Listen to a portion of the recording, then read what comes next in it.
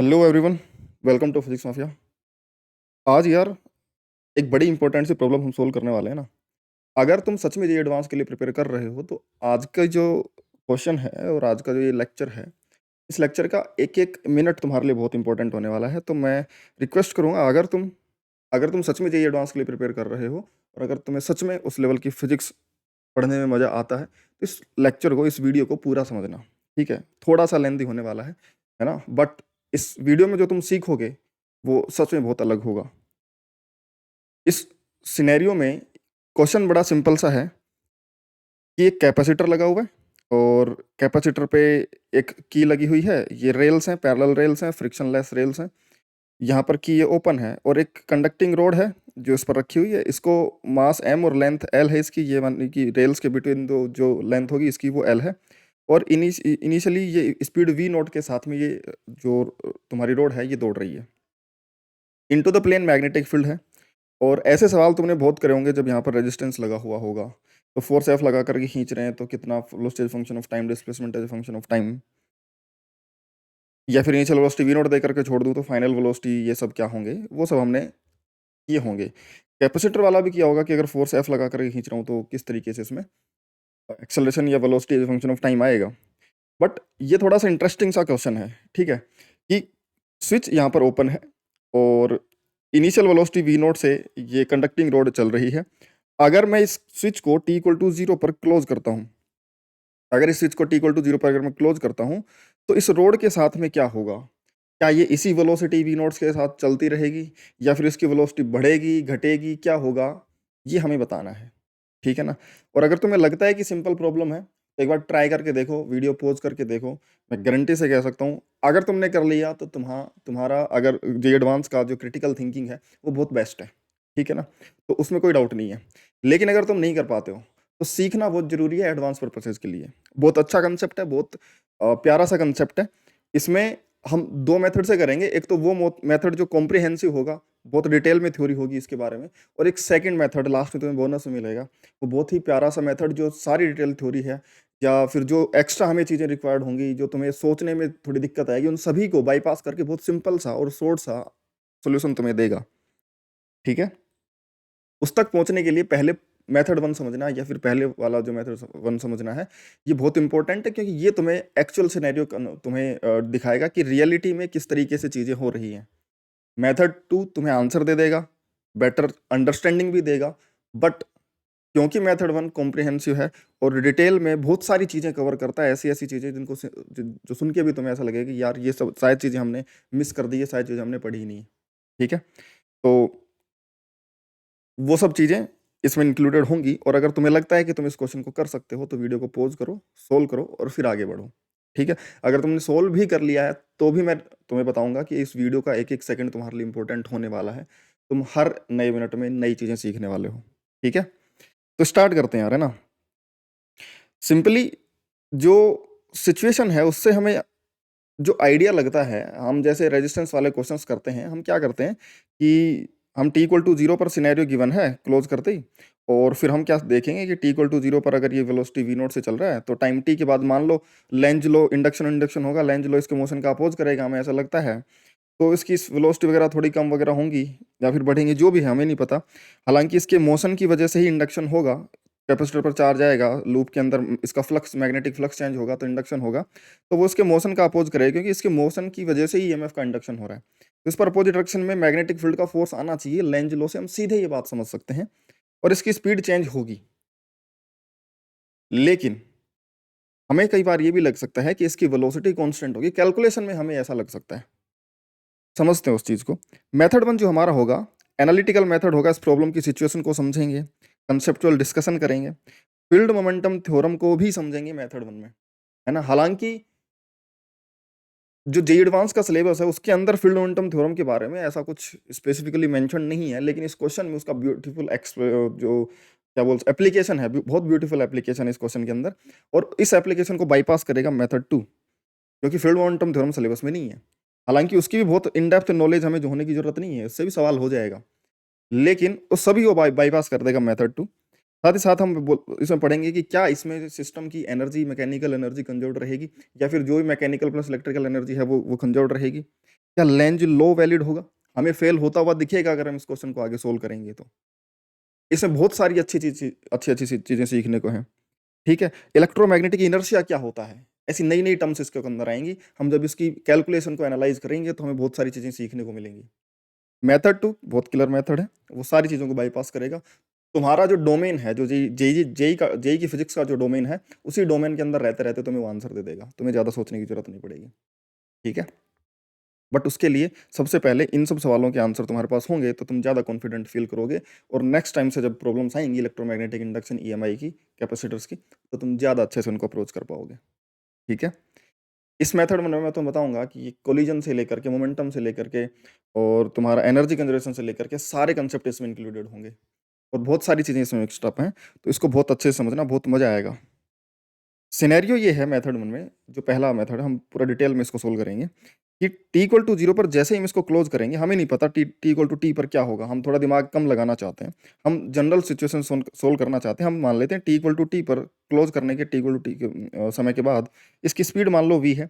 अगर इसकी speed v है, तो इसमें क्योंकि into the plane magnetic field b है, qv क्रॉस b, इसके अंदर जो रोड के अंदर जो इलेक्ट्रॉन्स होंगे वो इसके साथ मूव करेंगे तो उस पर फोर्स लगेगा। इसमें ईएमएफ आएगी, वो ईएमएफ कितनी होती है? बीएलवी।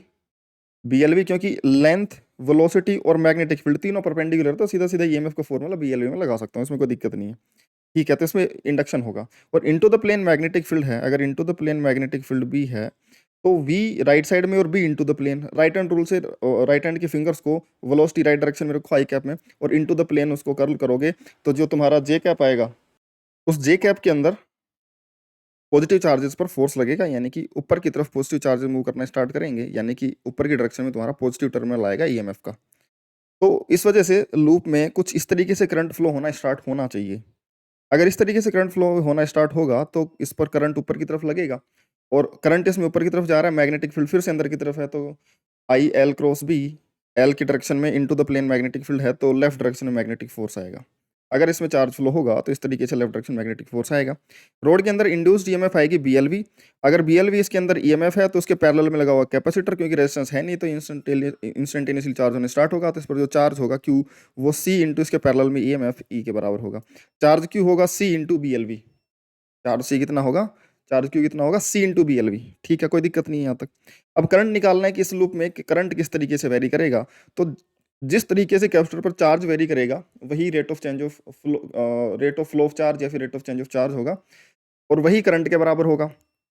तो आई जो होगा वो D Q by D T के बराबर होगा, जिस रेट से चार्ज फ्लो कर रहा होगा वो करंट होगा। D Q by D T करेंगे तो सी इंटू बी एल, तो ऐसे कैसे ये तीनों टर्म्स, वी का डिफरेंशिएशन, क्योंकि वेलोसिटी चेंज हो सकती है इसकी, ना कैपेसिटेंस चेंज हो सकता है, ना मैग्नेटिक फील्ड, ना लेंथ, ये तीनों तो कांस्टेंट है इसमें।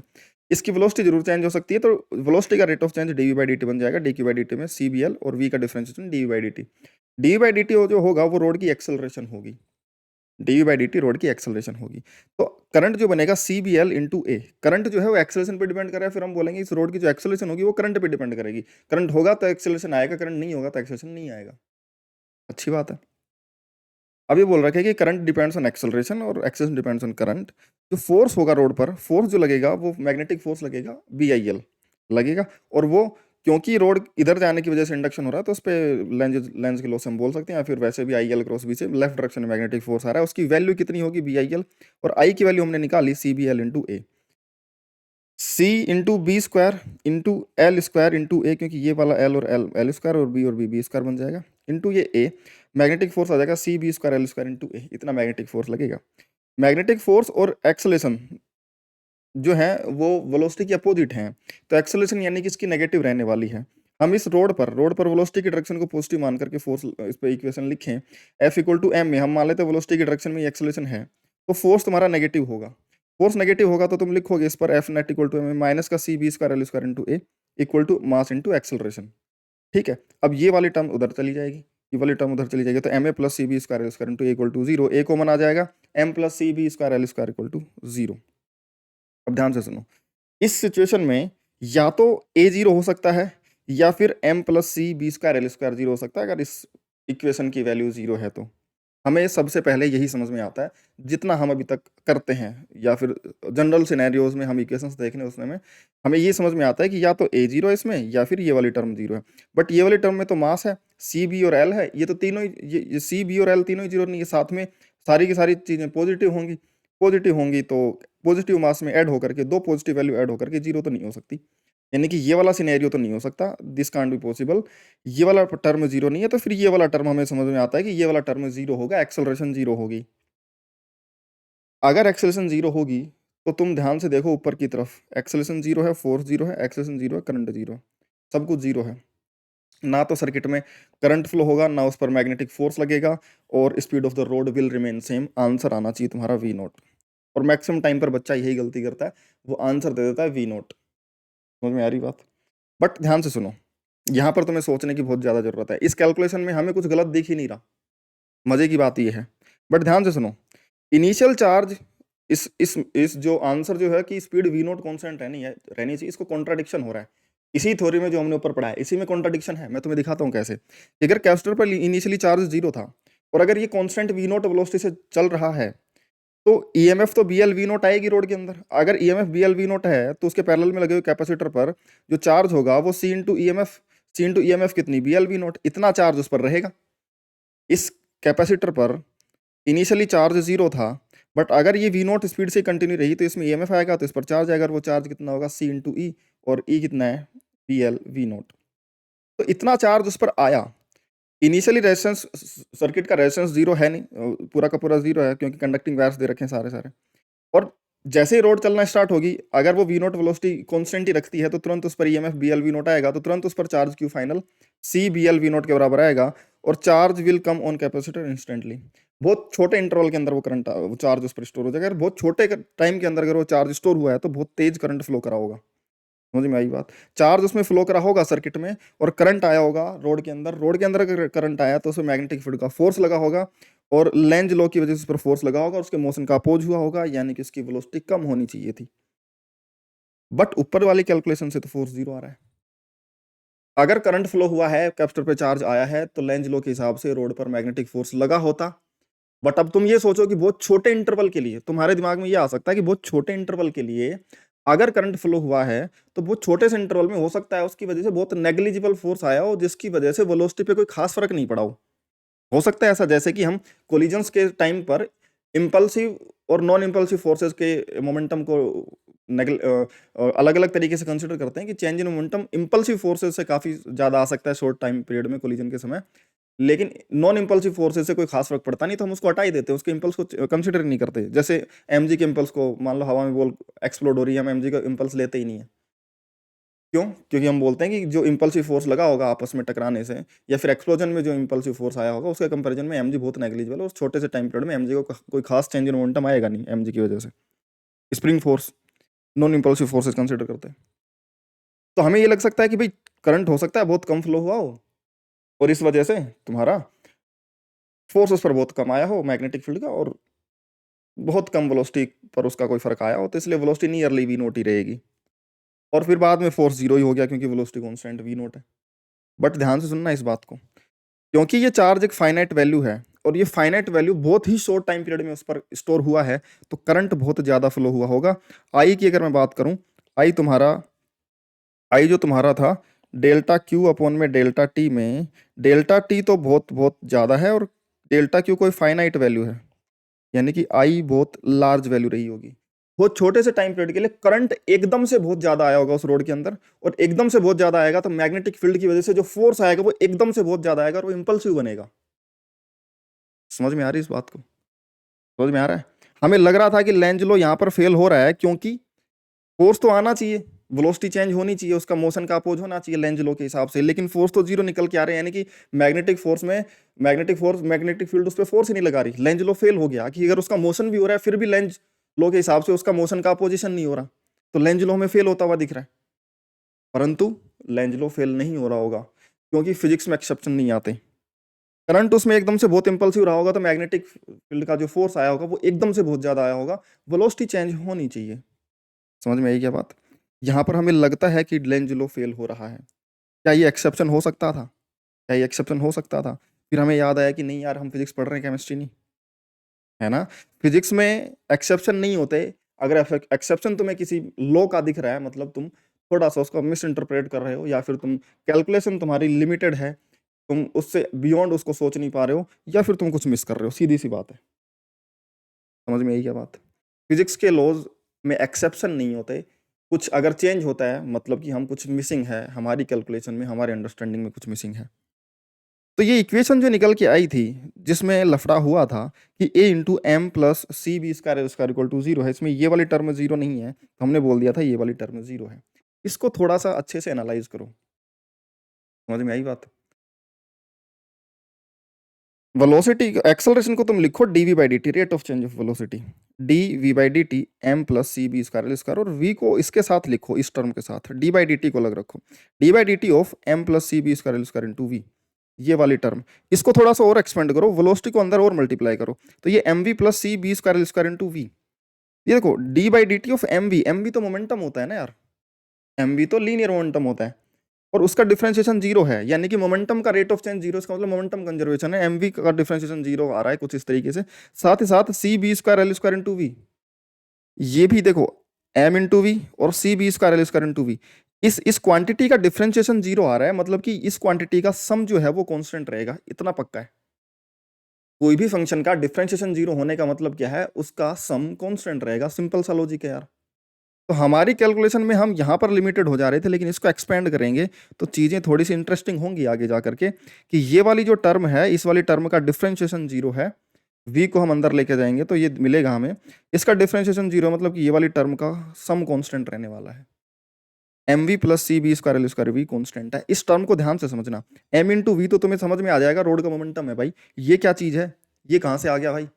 अब C B square L square into V, ये तो वेलोसिटी है, तो ये क्या बन गया, ये मास जैसा ही बनेगा भाई, मोमेंटम में मोमेंटम ही ऐड हो सकता है, यानी इसकी डायमेंशन मोमेंटम की है तो इसकी डायमेंशन भी मोमेंटम की ही होगी। समझ में आ रही है बात? तो इसकी डायमेंशन मोमेंटम की है, तो इसमें से वी हटा दो, तो बचा हुआ जो C B square L square है, इसकी डायमेंशन किसकी होगी, मास की होगी, मास होता है इनर्शिया, यानी कि यहाँ पर C B square L square कुछ ना कुछ इनर्शिया जैसा दे रहा है, जिसको हम इलेक्ट्रोमैग्नेटिक इनर्शिया बोलेंगे, क्योंकि इलेक्ट्रोमैग्नेटिक इंडक्शन की वजह से आ रहा है कि नहीं आ रहा, मैग्नेटिक फील्ड की वजह से आ रहा है, कैपेसिटर की वजह से आ रहा है, और एल लेंथ रोड में जो इंडक्शन होगा उसकी वजह से आ रहा है। इसलिए इस मास के इक्विवेलेंट जो टर्म आ रहा है C B square L square को, हम इसको इक्विवेलेंट मास, इक्विवेलेंट इनर्शिया, या फिर मैग्नेटिक इनर्शिया बोल सकते हैं इस कैपेसिटर के सिस्टम का। समझ में आ रही? ध्यान से सुनते जाना इस बात को, बहुत बहुत अच्छी हमें चीज़ें सीखने को मिलेंगी। इसलिए हम बोलते हैं ये C B square L square है, इसको इलेक्ट्रोमैग्नेटिक मास मान लेते हैं, कुछ इलेक्ट्रोमैग्नेटिक इनर्शिया है तुम्हारा इस प्रॉब्लम में जो अपीयर होगा, और ये टर्म आएगी ही आएगी, इसको इससे तुम बच नहीं पाओगे, जब भी कैपेसिटर और इंडक्शन होगा मूविंग रोड की वजह से ये टर्म आएगी आएगी, और इसको मैग्नेटिक इनर्शिया तुम बोल सकते हो, इलेक्ट्रोमैग्नेटिक इनर्शिया, इलेक्ट्रोमैग्नेटिक मास। ठीक है, फिर इसका करें क्या, इस इक्वेशन से हम समझे क्या, अगर ये कांस्टेंट है तो इससे हम ये समझ सकते हैं कि सर्किट जो है वो इफेक्टिवली, रोड जो है सर्किट में इफेक्टिवली मोशन के बाद में इतने मास के बराबर मास की तरह बिहेव कर रही है। सर्किट जो है इफेक्टिवली इतने मास की तरह, इस सर्किट में जो रोड है वो इफेक्टिवली इतने मास की तरह बिहेव कर रहा है, और फाइनली तभी तो इतना mass into final velocity v, इसका मोमेंटम लिखा जा रहा है, और उसका रेट ऑफ चेंज जीरो है, यानी मोमेंटम कांस्टेंट है। कंजर्वेशन ऑफ मोमेंटम से हम बोल सकते हैं कि इनिशियल मोमेंटम और फाइनल मोमेंटम फिर सिस्टम का कंजर्व रहना चाहिए। एम वी नोट रोड अकेले मूव कर रही थी पहले, इसलिए उसका मोमेंटम सिर्फ एम वी नोट था, इंडक्शन हो नहीं रहा था, सर्किट ओपन था, जैसे स्विच क्लोज हुआ इंडक्शन हुआ, इंडक्शन होता है इफेक्टिवली रोड इतने मास की तरह, या फिर सर्किट में इनर्शिया इतना बनेगा, और सर्किट का इनर्शिया इतना है तो फाइनली अगर वो वी से मूव करेगा, अगर वो वी से मूव करेगा तो इतना फाइनल मोमेंटम होगा। और ये मोमेंटम कंजर्वेशन क्यों कर पा रहे हैं, क्योंकि यहाँ से दिख रहा है हमें इसका मोमेंटम का रेट ऑफ चेंज, इस मोमेंटम का रेट ऑफ चेंज जीरो है, यानी कि मोमेंटम कॉन्स्टेंट है। मैग्नेटिक फोर्स लग रहा होगा, बिल्कुल लग रहा होगा, क्या रोड पे लग रहा होगा, बिल्कुल कैपेसिटर वाली ब्रांच पर लग रहा होगा, इंटरनल फोर्स बन जाएगा, कैंसिल आउट हो जाएगा, मोमेंटम सिस्टम का मैग्नेटिक कंजर्व कर पा रहे हो तुम। समझ में आ रही बात? कैसे कर पा रहे हो, तुम्हें लगेगा कि यार ऐसे तो अगर ऐसा सिनेरियो था तो अगर कैपेसिटर वाली ब्रांच पर फोर्स लगता तो वो रेल्स भी चलना स्टार्ट कर देती, उसको तो किसी ने पकड़ रखा होगा, कंफ्यूजन थोड़े से राइज होंगे। बट सिंपल इस वाली टर्म पर ध्यान दो, अभी तक उसका भी रेजोल्यूशन दूंगा मैं कि ऐसा क्यों हो रहा है। mv plus C B square L square into V constant है क्योंकि इसका differentiation rate of change zero था, तो यानी कि ये मोमेंटम जैसी एक टर्म बन रही है, तो मोमेंटम कंजर्वेशन टाइप इक्वेशन लगा देंगे हम। इनिशियली कैपेसिटर जब ओपन था, सर्किट ओपन था, तो उसमें कोई कैपेसिटर का इनर्शिया आएगा नहीं, तो सिर्फ एम वी नॉट रोड का इनर्शिया आएगा, उसका मोमेंटम लिखा जाएगा। फिर जैसे स्विच क्लोज होगा उसके अंदर भी चार्ज स्टोर होगा, उसका भी इनर्शिया इंक्लूडेड होगा, और m into effective mass m plus C B square square into velocity final v, ये इसका फाइनल मोमेंटम होगा। जैसे कि मूविंग ट्रॉली के अंदर एक्स्ट्रा सैंड ऐड कर दी जाए तो फाइनल वेलोसिटी कितनी होगी, कुछ ऐसा ऐसा हुआ है ना। चलते हुए ट्रक पर एकदम से मिट्टी के बोरे डाल दिए गए और फिर पूछा कि जस्ट बाद में वेलोसिटी कितनी होगी, कुछ इस तरीके का प्रोसेस हुआ है। एक्स्ट्रा लोड आ गया एक तरीके से सिस्टम पर इनर्शिया का, ठीक है। तो ये जो वेलोसिटी बनी, यहाँ से हम वेलोसिटी निकाल सकते हैं, इसको डिवाइड कर दो एम वी नॉट अपॉन में M plus C B square L square. और मैं बताऊँ तुम्हें, ये आंसर सही है, बिल्कुल सही है आंसर, क्योंकि इसमें कोई गलत नहीं है। अब गलती क्यों नहीं है, अब उस ऊपर वाले फ्लो में अगर ए जीरो मान लेते तो गलत क्या था, गलत ये था कि अगर फोर्स ही जीरो नहीं आ पा रहा, क्योंकि चार्ज फ्लो हुआ है, फोर्स जीरो नहीं हो सकता था, तो एक्सेलरेशन जीरो कैसे हो सकती थी। समझ में आ रही बात। ये वाली जो टर्म है पहले इसको समझो कि M V plus C B square L square into V constant है, ये behaves like mechanical plus electromagnetic momentum of system. Electromagnetic momentum क्या है, इलेक्ट्रोमैग्नेटिक मोमेंटम होता है फील्ड मोमेंटम। अगर तुमने ये टर्म सुना, ये टर्म जरूर सुना होगा तुमने, क्योंकि मैग्नेटिक जब इलेक्ट्रोमैग्नेटिक जो इंडक्शन जो चैप्टर पढ़ते हैं उससे पहले मैग्नेटिज्म का चैप्टर पढ़ते हैं, मैग्नेटिक फोर्स पढ़ते हैं, वहाँ पर स्क्यू वायर्स के अंदर भी, स्क्यू वायर्स के अंदर भी फोर्स इस तरीके से निकल के आते हैं।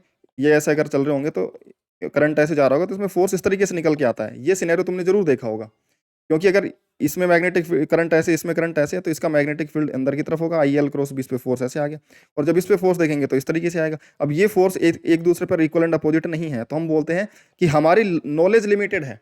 न्यूटन का थर्ड लॉ फेल नहीं हो रहा कि फोर्स इक्वल एंड अपोजिट नहीं आ रहे हैं, तो क्योंकि ये तो एंगल पर आ रहे हैं, फोर्स इक्वल एंड अपोजिट कहाँ आ रहे हैं। समझ में आ रही बात। तो एंगल पर आ रहे हैं तो बोल देंगे न्यूटन का थर्ड लॉ फेल हो गया, बिल्कुल नहीं होता। उसमें भी हमारी नॉलेज लिमिटेड है। मैग्नेटिक इलेक्ट्रोमैग्नेटिक फील्ड जो तुम्हारी होती है उसके अंदर भी मोमेंटम इंक्लूडेड होता है, उसका मोमेंटम का रेट ऑफ चेंज भी हम कंसिडर करेंगे, तब जा करके नेट न्यूटन का थर्ड लॉ वैलिड होगा, equal and opposite net force निकल के आएगा। उसमें फील्ड मोमेंटम उसमें भी इंक्लूड करना पड़ता है। सेम चीज यहाँ पर भी है, इलेक्ट्रोमैग्नेटिक इंडक्शन में इलेक्ट्रिक फील्ड मैग्नेटिक फील्ड वहाँ पर होंगे, कैपेसिटर में इलेक्ट्रिक फील्ड भी होगी, सराउंडिंग में मैग्नेटिक फील्ड भी है। जब चार्ज फ्लो होगा तब भी वायर्स के along electric field magnetic field आएंगे। वो फील्ड मोमेंटम को तो कंसिडर करा ही नहीं था हमने। अगर उसको कंसिडर करेंगे तो ये टर्म जरूर बनेगी। ये तो मैकेनिकल मोमेंटम है तुम्हारा, ये इलेक्ट्रोमैग्नेटिक मोमेंटम है तुम्हारा। समझ में आ गई क्या बात। और जब स्विच ओपन था इनिशियली तो इलेक्ट्रोमैग्नेटिक मोमेंटम नहीं था, सिर्फ मैकेनिकल मोमेंटम था। जैसे स्विच क्लोज हुआ अब दोनों आ गए, दोनों आए तो भाई दोनों को लिखना पड़ेगा, कंसिडर करना पड़ेगा। समझ में आ गई क्या बात। और क्या होता है फील्ड मोमेंटम, और थोड़ा सा इसको समझ लो कि जो फील्ड मोमेंटम का जो डेंसिटी होता है, कि अगर डीवी वॉल्यूम में मोमेंटम फील्ड के अंदर डीपी है, तो वो epsilon nought E square cross B, sorry E cross B होता है। ये फील्ड मोमेंटम डेंसिटी होती है। वॉल्यूम डीवी को उधर मल्टीप्लाई कर दो, इंटीग्रेट कर दो, टोटल जितने वॉल्यूम में निकालना हो तो टोटल फील्ड मोमेंटम आ जाता है, जितने वॉल्यूम के अंदर फील्ड इलेक्ट्रिक फील्ड ई और बी होती है। समझ में आया। बट ये सिलेबस का पार्ट नहीं, तुमने पढ़ा नहीं होगा। बट ये नहीं भी पढ़ा होता तो क्या तुम इस चीज को एनालाइज नहीं कर सकते थे, गलतियां तुम इसमें ढूंढ नहीं सकते थे कि जो ऊपर वाली इक्वेशन थी A M plus C B square L square equal to zero, इसमें ए भी जीरो नहीं हो सकता भाई, क्योंकि जब सर्किट में चार्ज फ्लो हुआ होगा, कैपेसिटर पर चार्ज आया होगा, उस समय मैग्नेटिक फोर्स आया होगा, एक्सेलरेशन कैसे जीरो हो सकता है। एक्सेलरेशन अगर जीरो नहीं हो सकता तो ये वाली टर्म भी जीरो नहीं, और ये तो टर्म जीरो है ही नहीं, मतलब इनका मल्टीप्लीकेशन जीरो है। यानी कि हमें किसी और तरीके से अप्रोच करना पड़ेगा इस इक्वेशन को, हम सीधे इस तरीके से ए जीरो या फिर ये जीरो नहीं कह सकते। समझ में आई बात। हमें इस इक्वेशन को किसी अलग तरीके से एनालाइज करना पड़ेगा, कुछ और इसके अंदर ढूंढना पड़ेगा, तब जा करके हमने एक ओ D V by D T लिखा, और फिर इस टर्म पर हम पहुंचे कि अगर ये जीरो नहीं है, ये जीरो नहीं है, तो फिर ये वाली टर्म तो जीरो होगी होगी, जो हमने ऊपर लिखी, जो हमने लिखी ऊपर कि इसका डिफरेंशिएशन जीरो है, यानी कि ये वाला टर्म कांस्टेंट रहेगा। इसमें मैकेनिकल मोमेंटम और इलेक्ट्रोमैग्नेटिक मोमेंटम यानी कि फील्ड मोमेंटम इंक्लूडेड है। समझ में आ गई बात। और इस तरीके से we go with the different approach that we solve above. हमने ऊपर जो अप्रोच सोल्व करी है उस अप्रोच पर हम पहुंचेंगे जब हम ये चीज़ समझ पाएंगे कि ये भी जीरो नहीं है और ये भी जीरो नहीं है। लेकिन इन दोनों का multiplication D by D T of this mass into effective mass into velocity, वो जीरो होगा। Rate of change of net momentum zero होगा। समझ में आई क्या बात। यहाँ पर फील्ड मोमेंटम अराइज हुआ इलेक्ट्रिक फील्ड और मैग्नेटिक फील्ड की वजह से, जो कि दोनों प्रेजेंट हैं inside the capacitor along the wires when current induces. उस समय इलेक्ट्रिक फील्ड मैग्नेटिक फील्ड दोनों है, तो फील्ड मोमेंटम भी इंक्लूडेड होगा। तब जा करके मैकेनिकल मोमेंटम और इलेक्ट्रोमैग्नेटिक मोमेंटम दोनों का टोटल सम कांस्टेंट आ रहा है, स्विच क्लोज करने से पहले और बाद का, ठीक है। बट पहले क्योंकि इलेक्ट्रोमैग्नेटिक मोमेंटम नहीं था तो सिर्फ लीनियर मोमेंटम था, इसलिए रॉड का सिर्फ initial momentum M V nought लिया गया इनिशियली, और बाद में दोनों मोमेंटम इंक्लूड करे गए, तब जा करके वेलोसिटी वी जो आई बिल्कुल फाइनल वेलोसिटी, बिल्कुल करेक्ट आंसर आया, ठीक है। आई होप कि ये तुम्हें बहुत अच्छे समझ में आया होगा। थोड़ा सा डिटेल में मैं जरूर बता रहा हूँ, अगर तुम्हें स्लो लग रहा हो तो वीडियो की स्पीड जरूर बढ़ा लेना, कोई दिक्कत नहीं है, बट चीज़ें समझते हुए चलना, बहुत इंटरेस्टिंग वीडियो होने वाला है। अब हम एनर्जी मेथड पर आ जाते हैं। हमने सोचा कि ठीक है, हमारा मोमेंटम तरीके से हम समझ में आ गया, हमें ज़्यादा कुछ फील्ड मोमेंटम के बारे में जानने की जरूरत भी नहीं पड़ी, बट वो इक्वेशन को ढंग से एनालाइज करा तो हमें चीज़ें समझ में आ गई और हमने सवाल सोल्व कर लिया। हालांकि बहुत आसान तरीके से मेथड 2 में तुम्हें समझाऊंगा, ठीक है, मैंने तुम्हें पहले ही बताया, ठीक है। उससे पहले हम एनर्जी मेथड पे चल लेते हैं कि यार एनर्जी का क्या हुआ होगा।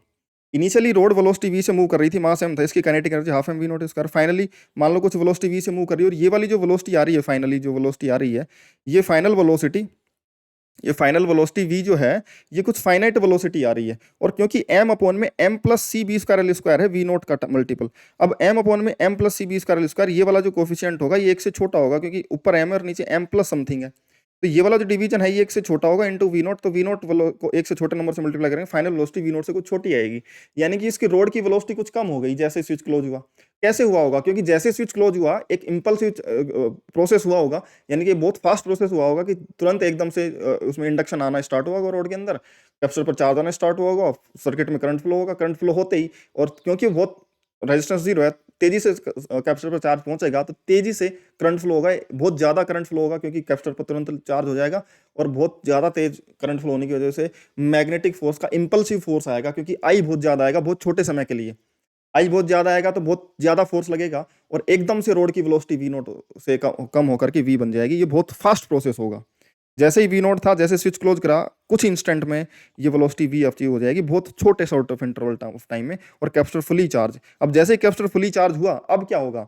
After capacitor is fully charge this velocity is achieved, उसके बाद तो ये वेलोसिटी कांस्टेंट है, ये वेलोसिटी चेंज ही नहीं हो रही, क्योंकि उसके बाद कैपेसिटर पर भी चार्ज कांस्टेंट हो गया, सर्किट में करंट जीरो हो गया कि नहीं हो गया? हम ये लिख सकते हैं कि after after road achieves v in very short time, हम लिख सकते हैं इसको इन वेरी शॉर्ट टाइम,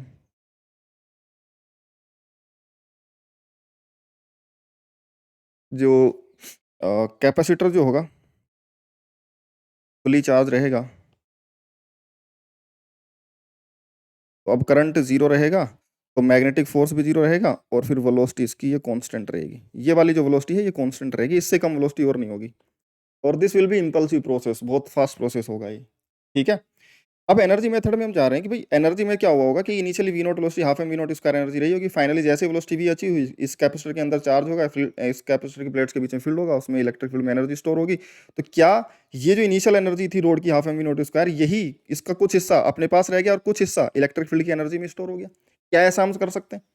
क्या हम ऐसा इस सिचुएशन में लगा सकते हैं, और क्या इससे आंसर आएगा? तो करके देखते हैं भाई, हम बिना करे तो नहीं समझ पाएंगे इस चीज़ को, और अगर वो आ गया तो फिर ऐसा क्यों हो गया, और अगर नहीं आया तो इसमें मिसिंग क्या है, फिर वो भी देखेंगे। हमने लिखा है कि इनिशियल काइनेटिक एनर्जी जो है वो final kinetic energy road plus capacitor के अंदर स्टोर्ड एनर्जी के अंदर चली गई होगी, हमें इतना समझ में आता है, इतना समझ में आता है, तो half M V not square equal to half M V square final energy, और half C E square E M F जो भी है उसके अंदर, या फिर उसके अंदर जो पोटेंशियल ड्रॉप है, हाफ सी वी स्क्वायर उसका कैपेसिटर का स्टोर्ड एनर्जी होगा, और 2 से मल्टीप्लाई कर दिया पूरी इक्वेशन को, हाफ से हाफ या फिर वो लोग कट गए, तो M V not square M V square plus C, और E M F B L V होगा, तो B square L square V square. अच्छा, अब क्या करेंगे कि यहाँ पर इन दोनों में से वी स्क्वायर कॉमन ले लेंगे, और M plus C B square L square बनेगा, उधर भेज देंगे, और फिर रूट ले लेंगे, तो वी नॉट और रूट के अंदर आ जाएगा एम अपॉन में M plus C B square L square. ध्यान से देखो इस इक्वेशन को, क्या ये वही इक्वेशन है वेलोसिटी की जो पहले आई थी मोमेंटम वाले तरीके से? बिल्कुल नहीं है, और उसमें तो कोई गलती नहीं थी, जो गलतियां थी वो हमने सेक्टिफाई कर ली थी उस केस में, नहीं वहां से जो फाइनल आंसर आया था वो तो सही था, उसमें चेंज ये है कि इसमें रूट आ रहा है, उसमें रूट नहीं था, ये रूट एक्स्ट्रा है, और क्योंकि ये एक से छोटा नंबर है, क्योंकि डिनोमिनेटर बड़ा है, ऊपर एम है और उसमें एम प्लस समथिंग है कुछ नीचे, डिनोमिनेटर बड़ा है, तो ये वाला जो टर्म है, ये वाला टर्म एक से छोटा होगा, एक से छोटे का रूट, एक से छोटे नंबर का रूट लेते हैं तो वैल्यू बढ़ती है, एक से बड़ा नंबर जैसे 2, 4, 5 है, इनके रूट लेते हैं तो वैल्यू कम होती है। एक का रूट लेते हैं वैल्यू सेम रहती है, और एक से छोटे नंबर का जब रूट लिया जाता है तो वैल्यू बढ़ती है, यानी कि 0 पॉइंट, जैसे कि 0.4 इंटू 0.4 0.16 होता है, यानी कि स्क्वायर रूट ऑफ 0.16 0.4 बनेगा, क्योंकि ये 0.4 का स्क्वायर है। एक से छोटे नंबर का जब रूट लेते हैं तो 0.16 से देखो 0.4 पहुंच जाता है, वैल्यू बढ़ती है। यानी कि ये भी जो वैल्यू है ये वैल्यू बढ़ेगी रूट लेने के बाद, यानी कि फाइनल वेलोसिटी ये तो वी नोट से भी ज़्यादा आ गई, मतलब वी नोट से ज़्यादा नहीं, ये वाला जो वी है, यहाँ पर जो वी आ रहा है, ये वी पुराने वाले वी से ज़्यादा आएगा, वी नोट से तो ज़्यादा नहीं आएगा, आएगा तो ये एक से छोटा ही नंबर, रूट लेने के बाद भी रहेगा तो एक से छोटा ही, लेकिन पुराने वाले वेलोसिटी से ज़्यादा आ गया ना भाई, पुराने वाले वेलोसिटी से ज़्यादा आ गया इसमें तो, यानी कि एनर्जी तो हमें बता रही है कि भाई इतनी एनर्जी का लॉस होगा ही नहीं जितना तुम पहले करवा रहे थे, अभी जो एनर्जी बची हुई होगी, यानी कि स्पीड जो रोड की होगी वो तो ज़्यादा होगी, लेकिन ज़्यादा तो हो नहीं सकती। पहले वाले मेथड में तो हमने सारी चीज़ें इंक्लूड कर ली थी, वो तो सारी गलतियाँ उसमें जो थी वो तो हमने सही कर ली थी, यानी कि रूट तो नहीं आना चाहिए, वेलोसिटी तो कम ही आनी चाहिए, यहाँ से आ रही है ज़्यादा, क्या दिक्कत हुई होगी? क्या हमने इस एनर्जी कंजर्वेशन में कुछ चीज़ मिस करी है क्या? क्या हमने रोड को ज़्यादा एनर्जी दे दी फाइनली? क्या कहीं और भी एनर्जी जा रही होगी, इस रोड की एनर्जी काइनेटिक एनर्जी में से कहीं निकल के कहीं और भी एनर्जी जा रही होगी कैप्चर के अलावा, क्योंकि कैप्चर की एनर्जी तो हमने इंक्लूड कर ली है। तो ध्यान से सुनो, सेम रिजल्ट नहीं है जो हमने मोमेंटम कंजर्वेशन निकाला था। यहाँ से हमें लिख रहा है कि क्योंकि डिसिपेटिव फोर्सेज नहीं है, क्योंकि फ्रिक्शन विक्शन नहीं है, रेजिस्टेंस भी नहीं है एनर्जी के लॉस होने के लिए, तो क्या यहाँ पर एनर्जी मेथड फेल हो गया? क्योंकि एनर्जी मेथड से तो सही आंसर नहीं आ रहा, समझ में आ गई क्या बात? क्या यहाँ पर एनर्जी मेथड भी फेल हो गया? तो जैसा हमें लग रहा था कि लेंज लॉ फेल होता हुआ दिख रहा है, लेकिन हुआ नहीं था, हमारी थोड़ी सी नॉलेज की कमी थी जिसकी वजह से हम उसको समझ नहीं पा रहे थे, फिर हमने उसको ढंग से समझा उस इक्वेशन को, तो हमारा वो भी सही हो गया था और लेंज लॉ भी फेल नहीं हुआ था। वैसा ही कुछ यहाँ पर है, एनर्जी मेथड फेल नहीं हो सकता भाई। एनर्जी कंजर्वेशन में तुमने कुछ मिस करा होगा, तुमने कोई टर्म मिस करी होगी जो तुमने लिखी नहीं होगी, इस वजह से तुम्हारा आंसर गलत आ रहा है। एनर्जी कंजर्वेशन कैसे फेल हो जाएगा? एनर्जी एक जगह से दूसरी जगह ट्रांसफर ही हो सकती है ना भाई, सीधी सी बात है, तो वो तो एनर्जी कंजर्वेशन कैसे फेल हो सकता है? लेकिन हमने जो एनर्जी कंजर्वेशन करा, वो एनर्जी कंजर्वेशन सिर्फ मैकेनिकल एनर्जी जो रोड की काइनेटिक एनर्जी थी, साथ ही साथ सिर्फ कैपेसिटर की इलेक्ट्रिक फील्ड की एनर्जी, सिर्फ इतनी एनर्जी लिखी। क्या इसके अलावा एनर्जी नहीं है सिस्टम के अंदर? क्या मैग्नेटिक फील्ड में एनर्जी नहीं है? बिल्कुल है, लेकिन मैग्नेटिक फील्ड की एनर्जी बोलोगे, मैग्नेटिक फील्ड तो यूनिफॉर्म है, पहले भी था बाद में था, उसमें समस्या क्या है? वो तो वैसा का वैसा ही है, तो फिर डिफरेंस कहाँ पे आ गया? तो ध्यान सुनो, क्योंकि ट्रांजिशन के समय जब रोड स्विच क्लोज करा गया होगा और उसकी वेलोसिटी चेंज हो रही होगी, फोर्स आया होगा उस समय, क्योंकि रोड का मोशन डिसलरेशन वाला होगा, इंपल्सिव फोर्सेस पर लगा होगा, चार्जेस भी उसके अंदर जो मूव करने वाले होंगे वो एकदम से दौड़ना स्टार्ट करेंगे, एक्सेलरेटेड होंगे, तो इलेक्ट्रोमैग्नेटिक रेडिएशन में एनर्जी का लॉस होगा। पॉइंटिंग वेक्टर जिसको तुम बोलते हो ना, इलेक्ट्रोमैग्नेटिक वेव्स निकलती हैं, पॉइंटिंग वेक्टर बताता है कि एनर्जी की डायरेक्शन कहाँ है। समझ में आई बात? That is loss from this circuit as loss happens in charging of capacitor. जैसा कि सिमिलरली हम जैसा बोलते हैं कि जब कैपेसिटर को डीसी सर्किट से कनेक्ट करते हैं तो सी इंटू वी, मान लो वी वोल्ट की बैटरी है, कैपेसिटेंस सी है, तो उस पर चार्ज आएगा सी वी, तो बैटरी से चार्ज फ्लो हुआ सी वी, तो उसके अंदर बैटरी का वर्क डन तो सी वी स्क्वायर होता है, लेकिन कैपेसिटर के अंदर स्टोर्ड एनर्जी तो हाफ सी वी स्क्वायर ही होती है, बाकी की हाफ सी वी स्क्वायर कहाँ जाती है? लॉस होता है। तो यहाँ पर भी तो सेम सिनेरियो हो रहा है, कैपेसिटर चार्ज हो रहा है और एकदम से इंपल्सिव रिएक्शन की तरह हो रहा है, जैसा कि डीसी बैटरी के अंदर होता है, तुरंत चार्ज होता है, उसमें चार्ज एक्सेलरेट होते हैं, चार्ज एक्सेलरेट होते हैं तो electromagnetic induction sorry electromagnetic waves के थ्रू एनर्जी का लॉस होता है। यहाँ पर भी होगा, यहाँ पर क्यों नहीं होगा? क्या तुमने वो लॉस कंसिडर करा? नहीं करा, तो क्या एनर्जी कंजर्वेशन की इक्वेशन सही थी? बिल्कुल नहीं थी, इसलिए आंसर गलत आ रहा था। एनर्जी का कंजर्वेशन का लॉ फेल नहीं हुआ है, हमने लगाया है गलत तरीके से। हमने जो एनर्जी रेडिएट हुई है पॉइंटिंग वेक्टर इलेक्ट्रोमैग्नेटिक वेव्स के अंदर, वो तो कंसिडर ही नहीं करी ना यार, तो आंसर तो गलत आना ही था, और आंसर ज़्यादा ही आना था, क्योंकि वो एनर्जी हमने ली नहीं जो लॉस हुआ है, हमने तो उसको बचा के रखा है, तो बचा के रखा है तो फाइनल एनर्जी ज़्यादा आएगी, लेकिन ज़्यादा हो नहीं सकती क्योंकि मोमेंटम थ्योरम से हमने ऊपर देखा था। समझ में आई क्या बात? लॉस इन एनर्जी कितनी हुई होगी हम ये निकाल सकते हैं, क्योंकि हमें इनिशियल एनर्जी पता है और फाइनल एनर्जी पता है जो कैपेसिटर में और रोड के अंदर स्टोर्ड है, क्योंकि वेलोसिटी वाला सही फंक्शन हमें पता है कि वेलोसिटी एक्चुअल में कितनी है वो हमें पता है, एनर्जी कंजर्वेशन जो निकाला वो नहीं, वो तो गलत है। समझ में आ रही बात? ये तो गलत है, ये तो गलत है। ऊपर जो हमने निकाला था जिसमें रूट नहीं था, वो वेलोसिटी हमें फाइनल पता है ना, तो फाइनल रोड के अंदर स्टोर्ड एनर्जी फाइनल पता है, कैपेसिटर में स्टोर्ड फाइनल एनर्जी पता है, half C E M F का square, E M F B L V होगा फाइनल वेलोसिटी वाला, और इनिशियल काइनेटिक एनर्जी पता है। तो इनिशियली तो सिर्फ रोड के अंदर काइनेटिक एनर्जी थी, फाइनली इसके अंदर कैपेसिटर की और रोड की काइनेटिक एनर्जी माइनस कर देंगे, तो ये एनर्जी का डिफरेंस है, यही एनर्जी तो लॉस हुआ होगा, इलेक्ट्रोमैग्नेटिक रेडिएशन में रेडिएट हुआ होगा, समझ में आ गई क्या बात? Half M V not square minus half M V square, और ईएमएफ को लिख दिया B square L square V square. Half M, इन दोनों में से हाफ और वी स्क्वायर कॉमन ले लिए, तो यहाँ पे बन गया M plus C B square L square. ये वही टोटल इफेक्टिव मास बन गया। तो इसको सीधा सीधा बाद वाली काइनेटिक, बाद वाली एनर्जी को सीधा सीधा लिख सकते हैं, half M plus C B square effective mass into final velocity V का स्क्वायर लिख सकते हैं, ऐसा कोई दिक्कत नहीं है। हम ऐसा लिख सकते थे, देखो ये इन दोनों का समीशन वही बन के आ रहा है। ठीक है, ठीक है। तो हाफ एम वी स्क्वायर, अब इसमें क्या करेंगे, वी स्क्वायर की वैल्यू रख देंगे, वी था एम वी नॉट अपॉन में M plus C B square L square, अब इसका स्क्वायर हो जाएगा तो एम स्क्वायर अपॉन में दिस टर्म का स्क्वायर। अब ये वाली एक टर्म इस एक पावर को कैंसिल आउट कर देगी, ये वाली एक टर्म बची हुई रहेगी। इस दोनों में से अब half M V not square common ले लेंगे, half M V not square common ले लेंगे, यहाँ पे तो 1 बचेगा, यहाँ पे बचेगा एम अपॉन में ये वाला टर्म। एलसीएम लेंगे, एलसीएम लेंगे तो M plus C B square square में से एम माइनस हो जाएगा, तो सी बी स्क्वायर स्क्वायर बच जाएगा, और M plus C B square square. इस टर्म को ध्यान से सुनना, half M dot M electromagnetic mass, इसको इलेक्ट्रोमैग्नेटिक मास बोल दें, ये मास एम है रोड का, M into electromagnetic mass upon में M plus electromagnetic mass into V naught square. V naught initial velocity थी रोड की। ये वैसा नहीं है जैसे कि दो बॉल जब टकराती हैं तो इनिशियली मान लो v1 से चल रही है, v2 से चल रही है, कंप्लीटली इलास्टिक कोलिजन, जब दोनों फाइनल वेलोसिटी चलना स्टार्ट हो जाए v वेलोसिटी से, तो जो एनर्जी में लॉस होता है, तुमने कोलिजन में पढ़ा होगा, half mu into V relative का स्क्वायर होता है, U relative initial velocity relative. तो इनिशियली कैपेसिटर में करंट था ही नहीं, यहाँ पर कैपेसिटर पर चार्ज था ही नहीं, सिर्फ रोड चल रही थी वेलोसिटी वी नोट से, यही तुम्हारा एक तरीके से वेलोसिटी ऑफ अप्रोच हो जाएगा, रिलेटिव वेलोसिटी हो जाएगी, और फाइनली दोनों साथ ही तो चल रहे हैं। Effective mass m plus M effective, जो m इलेक्ट्रोमैग्नेटिक इनटू v, यही तो मोमेंटम की इक्वेशन बन रही थी। फाइनली दोनों का मास सीधे जुड़ रहा था, इलेक्ट्रोमैग्नेटिक इनर्शिया प्लस रोड का मास इनटू v, यानी कि दोनों इस तरीके से सर्किट बिहेव करा कि जैसे दोनों सिस्टम, दोनों इफेक्टिव मास एक साथ चल रहे हैं वेलोसिटी v से। समझ में आई क्या बात? तो अगर दोनों कंप्लीटली इलास्टिक कोलिजन की तरह ये बिहेव हो रहा है, तो क्योंकि मोमेंटम कंजर्वेशन वैसा ही लग रहा था, देखो एनर्जी का लॉस भी वैसा ही आ रहा है कि जैसे पहले अलग अलग चल रहे हो, फिर बाद में पार्टिकल कंबाइन हो गए हों।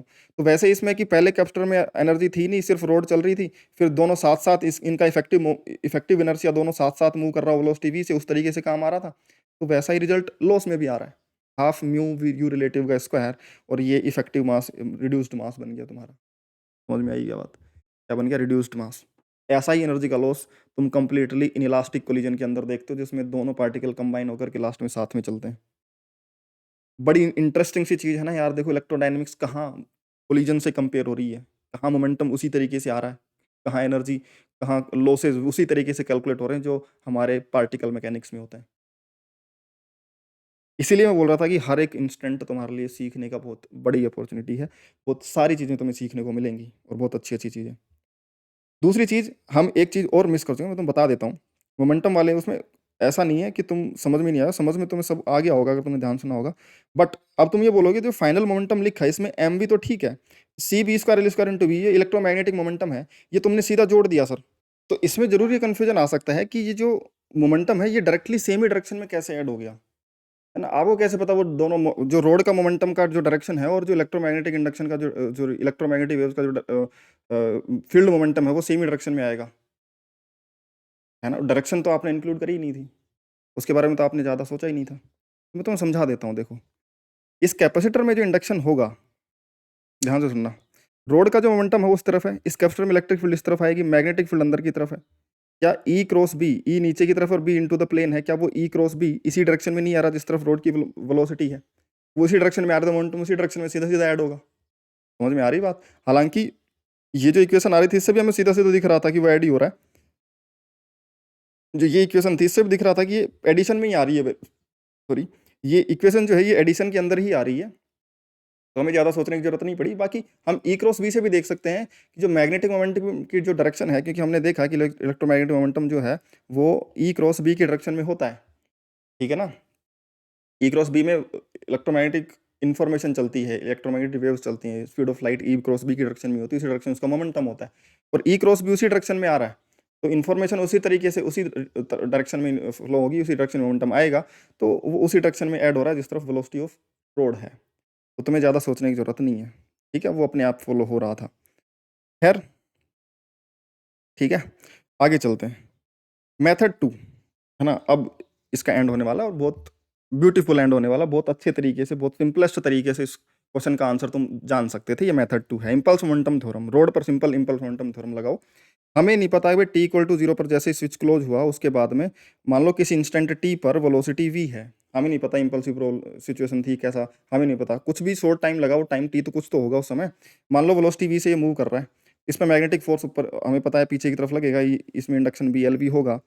हम लिखेंगे कि इस रोड पर जो चेंज इन मोमेंटम होगा वो इंटीग्रेशन एफ डी टी के बराबर होगा। एफ इस पर मैग्नेटिक फोर्स लगा, और मैग्नेटिक फोर्स क्योंकि वेलोसिटी के अपोजिट डायरेक्शन में है, चेंज इन मोमेंटम इसका नेगेटिव होगा, डेल्टा पी नेगेटिव होगा। तो फोर्स का मैग्नीट्यूड अगर हम लिखें एफ डी टी, मैग्नीट्यूड का इंटीग्रेशन करेंगे तो हमें डेल्टा पी का भी मैग्नीट्यूड लेना पड़ेगा फिर, क्योंकि चेंज इन मोमेंटम नेगेटिव आएगा, इधर से ये वैल्यू पॉजिटिव, ये नेगेटिव आएगा। समझ में आ रही बात? इसका इंटीग्रेशन वैसे नेगेटिव आएगा क्योंकि माइनस में लिखना था, या तो इधर भी माइनस लगाओ इधर भी माइनस लगाओ, या फिर मैग्नीट्यूड ही देखो दोनों तरफ।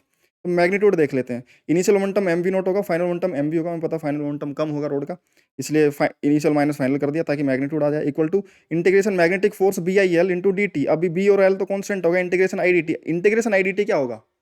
इंटीग्रेशन आई डी टी होता है चार्ज का फ्लो डेल्टा क्यू, कितना चार्ज फ्लो हुआ। और अगर फाइनली वेलोसिटी वी होता है रोड का, इनिशियली चार्ज उस पर जीरो था, फाइनली अगर ईएमएफ वेलोसिटी वी है तो उसमें ईएमएफ बीएल वी होगा, तो charge C into BL V होगा। तो जो चार्ज फ्लो हुआ डेल्टा क्यू वो तो सी इंटू बीएल वी है। इसमें तो हमें ज्यादा कुछ सोचने की जरूरत नहीं पड़ी, इंटीग्रेशन आई डी टी की वैल्यू सीधे लिख दी सी इंटू बीएल वी, और सी इंटू बीएल वी यहाँ पर रख दो तो C into B square L square भी बन जाएगा तुम्हारा टर्म, और ये बन जाएगा M V naught minus M V equal to C B into L into C B L we.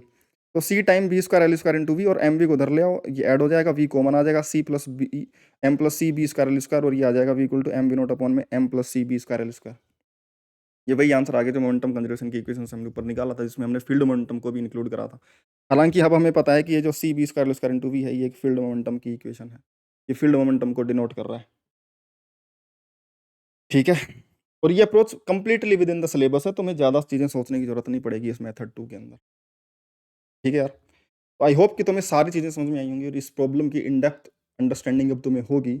और अभी भी अगर तुम्हें कोई भी डाउट है तो यार तुम अपना टेलीग्राम पर डाउट ग्रुप है, टेलीग्राम पर माफियाज डाउट क्लियर्स ग्रुप, ठीक है, इस डाउट ग्रुप पर आ जाना। वहाँ पर तुम जो भी डाउट मुझसे डिस्कस करना चाहते हो डायरेक्टली मुझसे डिस्कस कर सकते हो। मैं लाइव ऑडियो सेशन लेता हूँ नाइट में बच्चों के साथ में, और इसमें बच्चे मुझसे डायरेक्टली अपने डाउट डिस्कस कर सकते हैं, अपनी फिजिक्स से लेकर के अपनी प्रिपरेशन से रिलेटेड लेकर के, है ना। और अगर तुम सच में जे एडवांस लेवल की इस तरीके की अंडरस्टैंडिंग चाहते हो तो चैनल को सब्सक्राइब कर देना यार, ऐसी बहुत सारी वीडियोस तुम्हें मिलती रहेंगी इस चैनल पर। ठीक है, और जो अपना काइनेमेटिक्स का और इलेक्ट्रोस्टैटिक्स से जो चैप्टर्स अभी अधूरे पड़े हैं उनको भी मैं कंप्लीट कराने की सोच रहा हूँ, तो वो भी सीरीज में आगे कंटिन्यू करने वाला हूँ। तो चैनल को सब्सक्राइब कर लेना और कनेक्टेड रहना। अपनी इरोडो हिटलिस्ट सीरीज चल रही है, ठीक है ना। इरोडो हिटलिस्ट सीरीज में डेली एक प्रॉब्लम इरोडो की हम भी करते हैं, ठीक है ना। उसमें तुम डेली एक इरोडो लेवल की प्रॉब्लम करना सीखोगे, अगर तुम हर रोज वो 15-20 मिनट अगर उसको देते हो तो हर रोज तुम एक नई प्रॉब्लम इरोडो लेवल की सीख रहे हो। और इस तरीके से करते करते एक साल में तुम लगभग 300-350 प्रॉब्लम इरोडो की अगर करोगे तो तुम सोचो तुम्हारी अंडरस्टैंडिंग कहाँ जाएगी, सिर्फ डेली के 10 से 15 मिनट देने के लिए। डेली 8 बजे रात को वीडियो आती है इरोडो हिटलिस्ट की, डेली एक क्वेश्चन तुम वहाँ पे करोगे तो तुम सोचो कि तुम एक 1 ईयर के एंड पे लगभग 350 क्वेश्चन इरोडो लेवल के कर चुके होगे, ठीक है ना। तो किस लेवल की तुम्हारी अंडरस्टैंडिंग होगी। तो चैनल को सब्सक्राइब जरूर कर लेना। टेलीग्राम चैनल की और डाउट ग्रुप की लिंक तुम्हें डिस्क्रिप्शन में भी मिल जाएगी, वहाँ पर भी जाके तुम देख सकते हो। और फिर भी अगर तुम्हें इस सवाल में कोई भी डाउट हो या किसी भी तरीके का कोई डाउट हो, तुम वहाँ पर डाउट ग्रुप पर आकर के पूछ सकते हो। बाकी यार मिलते हैं ऐसे ही किसी नेक्स्ट वीडियो में, ऐसे किसी इंटरेस्टिंग क्वेश्चन के डिस्कशन के साथ में, ऐसे ही कुछ इंटरेस्टिंग कंसेप्ट के साथ में। तब तक के लिए बाय।